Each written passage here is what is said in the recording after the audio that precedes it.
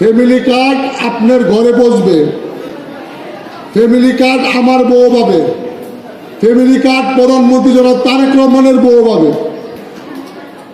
এটা একটু সময় লাগবে তো মা, বুঝতে হবে।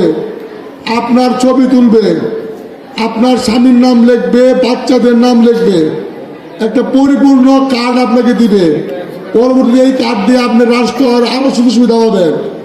এটা ইতিমধ্যে 15টা স্পটে তারেক রহমান পরীক্ষামূলক করে দেখেছে যে কোনো ভুল ত্রুটি হয় কিনা।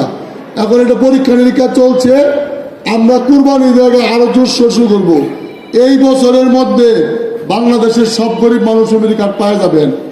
চিন্তা করছেন কোনোদিন? জিয়াউর রহমান আর খালেদা জিয়ার পুত 1 তারিখে আমার মা বোনের কাছে 8,000 টাকা পৌঁছে দিব, নগদ টাকা। আমাদের অনেক মা বোনেরা ছোটবেলা আমাদেরকে লালন পালন করছেন, বড় হয়ে কোনো আয় রোজগার থাকেন না। একটা পান খেতে মন চায়, একটু জিলাপি খেতে মন চায়, সন্দেশ খেতে মন চায়, হয় স্বামীরে কইতে হয়, নাহলে ফুলারে কইতে হয়।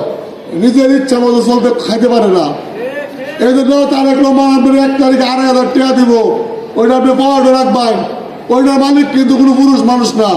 মন ছেলে দিলে ডিম খাইবেন, জিলাপি খাইবেন, সন্দেশ খাইবেন, 20 টাকার পান কিনে খাইবেন, আরো মন ছেলে দিলে হাঁসের বাচ্চা কিনে ভালবেন।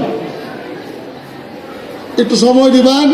অনেক টাউট বাটপার ঘুরতেছে যে 500 টাকা দেন, 1000 দেন, কাট করে দেই।